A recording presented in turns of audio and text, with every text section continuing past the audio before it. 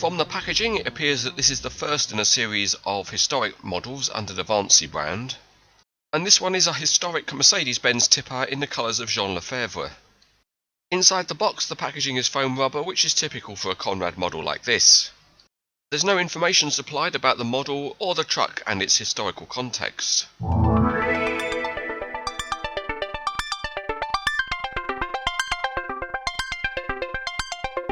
In terms of assembly, there's not much to do. There are just a couple of door mirrors which fit into preformed holes on the cab doors.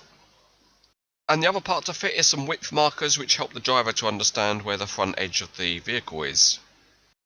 These are plastic parts which are best freed up with a sharp knife. And as they're soft plastic, the best way to fit them in the holes on the front is to use a pair of pliers, where you can apply the right pressure to get them in the holes.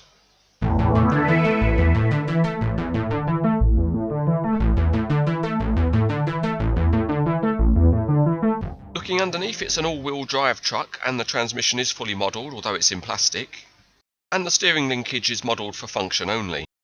The tyres are the same design on all wheels, but the wheels themselves are quite detailed. At the front, the distinctive nose is modelled really well with an excellent mesh grille, although it would have been nice if a realistic number plate had been added. There are decent graphics on the side of the cab, but the two-tone paint finish is not entirely crisp. The chassis is all in metal, and one nice touch is the leaf springs on the rear axles. At the rear, the mud flaps are plastic, but they look pretty good with the painted lights, and there's also a towing hitch. The tipper body is all metal with some structural ribbing detailed on the outside. One good thing about a tipper truck is that you can use it to get rid of all sorts of rubbish.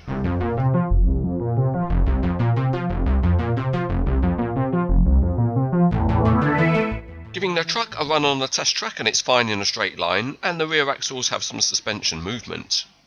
Normally I would look underneath the model at this point, but this one is loaded. However, it is a tipper truck, so that sorts that out. The front axle does steer and it's got a very good range of movement. But before trying it out on the test track, I need to do some clearance with the CranesEtcTV 1HD hand dozer, and then we can see that the tipper steers well around a curve.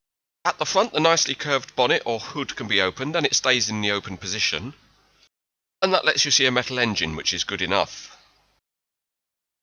The other main feature of the model is the working tipper body. It's controlled by twin cylinders, and on the review model they really are quite stiff, but at least the body doesn't flop down. At the rear, the tailgate does open, but it's not completely free swinging, as there's a little bit of friction in the hinges. We'll now move on to the real life test, which in this case is to discharge a load of sand and gravel. At first some sand does come out, but then you need to give the tailgate a bit of a helping hand, and then the rest of the load discharges realistically. As long as the tipper's as far up as it will go, all of the material comes out the body nicely. This is a good model of an interesting historic truck, and the particular colour scheme on this one is interesting and it looks good. Both the functionality and the detail of the model is fine, so for anyone interested in a historic truck like this, it's highly recommended.